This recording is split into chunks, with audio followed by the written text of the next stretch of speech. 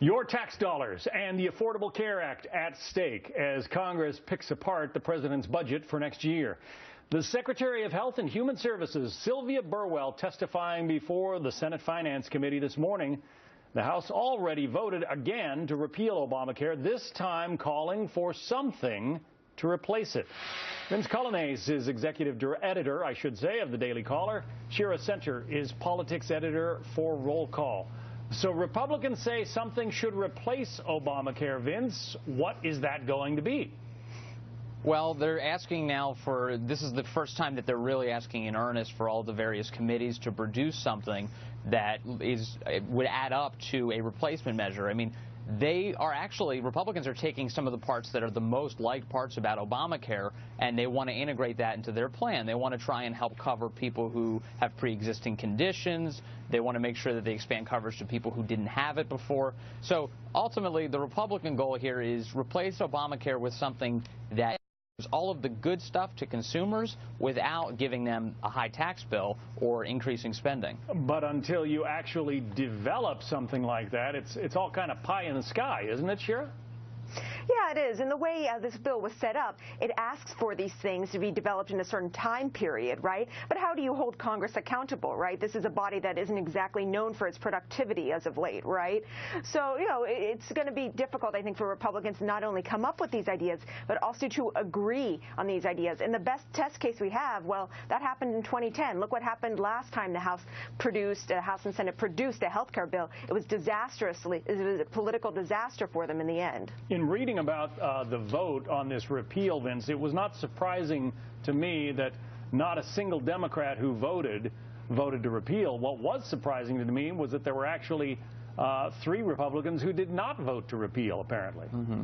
That's right. And this is all kind of born out of, you see on the edges, certainly, you're more moderate Republicans who think that this is a distraction, who don't want to be engaged in this, or who maybe have liberal constituencies that they don't want to show that they have any affinity for trying to peel away Obamacare. But the truth is, this vote is not only good for the freshmen that are coming in, the GOP freshmen that want to prove that they're going to go after Obamacare, but if you're going to show that you're earnest about any issue as a Republican Congress, it might as well be Obamacare. The health law obviously has had impacts on people's pocketbooks.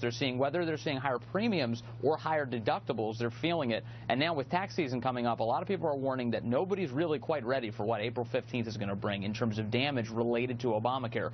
Republicans are focusing on it at the right time. Sure, because if people did receive subsidies last year, they might not be eligible for them again this year, and they may have to give back money to Uncle Sam.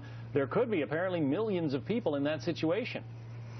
And this has kind of been the drip of the health care law all along. That's been the big problem since its passage, right? It's like the website was terrible, and then this Medicare provision was going to cost people money, and now this, right? This is really the problem politically with it, because people got all these great benefits from the start, and then it was like, oh, here's the bad news, here's more bad news, here's more bad news. It's a terrible way to roll out a law. It's almost like the government has trouble overhauling 1/6 of the economy for some reason. It just doesn't make any sense. Isn't that a surprise? Let's talk about something else that's been kind of a hot-button issue in Washington. Funding for the Department of Homeland Security runs out at the end of this month. Republicans offered a bill to extend the funding, but Dems blocked it. They objected to the Republican measure that cuts funds for President Obama's executive orders on immigration. So where do we go from here? The president has used the bully pulpit to say the sky is going to fall and the terrorists are going to overrun us if you don't fund the Department of Homeland Security. Shira?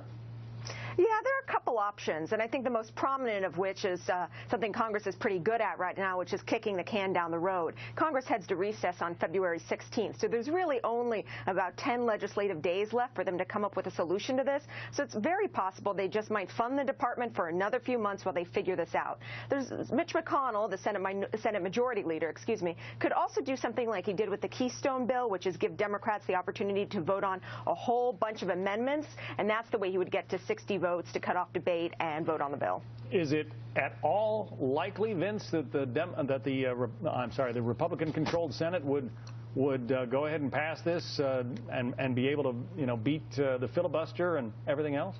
It seems pretty unlikely, but I think what it's done here, I mean, as you see, every time we get to a fight like this where it involves like a major funding bill, yet one minor provision that Republicans disagree with, it ultimately goes to the president generally gets the popular opinion win over Republicans, saying, hey, they're the takers, they're the losers here that are trying to hurt the country. But the truth is, like, look at what we're talking about. The Republicans want to extend funding for all of DHS except for a narrow provision, which is executive amnesty. And that executive amnesty is already on questionable legal grounds. Obama did it without Congress, and Democrats in Congress were ticked about that too. So why isn't it responsible then, therefore, for Congress as a whole, Republicans and Democrats, to come together to pass the thing that they can agree on? It makes a lot of sense to me, but I don't think it's going to get through, as you suggested. And the president said time and time again he didn't have the power to do that, and then he did it. Right, and now here we are. He did an executive action that, again, is on questionable grounds, and Congress is ticked, and I think a lot of people are ticked generally. Yeah. Vince Coglianese, Shira Center. Thank you both. Thank you.